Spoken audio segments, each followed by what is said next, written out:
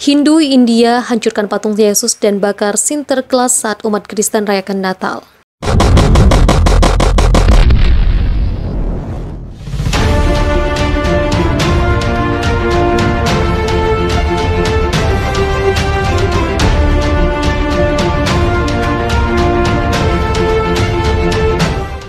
Perayaan Natal oleh minoritas Kristen di India diganggu oleh mayoritas Hindu sayap kanan dengan menghancurkan patung-patung Yesus dan membakar lambang-lambang Sinterklas.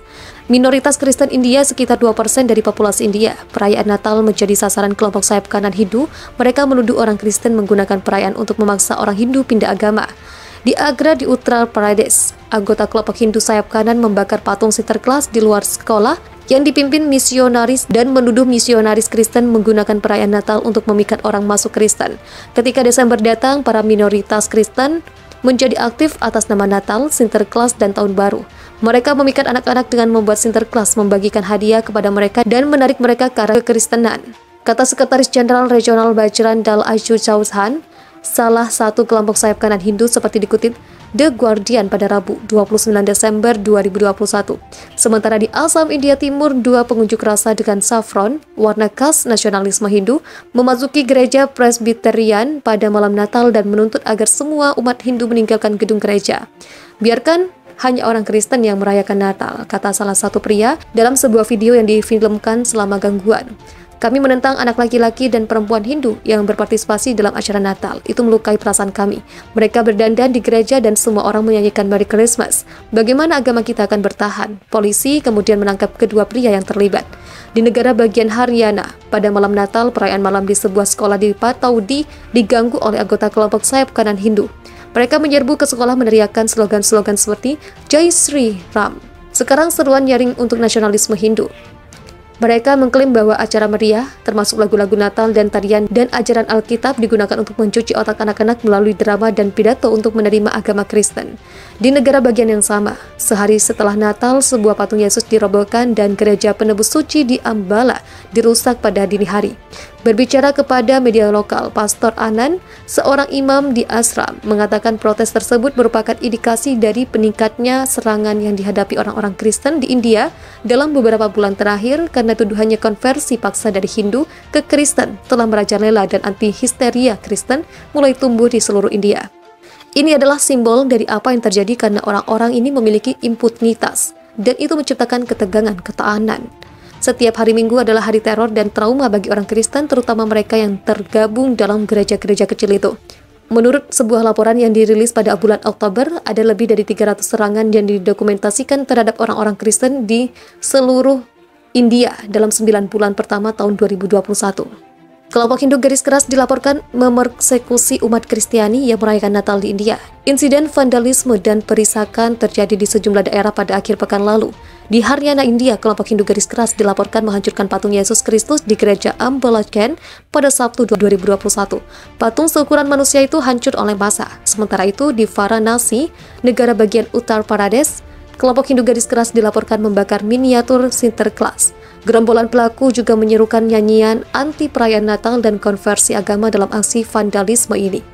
Anup Sramik, aktivis sosial asal Varanasi, mengaku menyaksikan insiden tersebut. Ia menyebut ada lebih dari 20 orang yang beraksi membakar miniatur Sinterklas. Gangguan perayaan Natal juga terjadi di Silchar, negara bagian Assam. Sekelompok orang yang mengaku dari kelompok Hindu garis keras Bajrang Dal memaksa masuk ke gereja saat perayaan Natal digelar. Insiden-insiden pada hari Natal itu terjadi di daerah kekuasaan Partai Bharatiya Janata yang dipimpin Perdana Menteri Narendra Modi.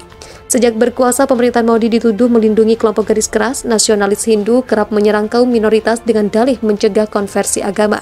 Sebagaimana dilaporkan Telegraph, pemerintah federal dan pemerintah negara bagian kompak menolak berkomentar atas insiden-insiden perisakan ini. Anggota parlemen India sekaligus oposisi BJP, Palaniappan Chidambaram, mendesak Modi merespon aksi-aksi tersebut.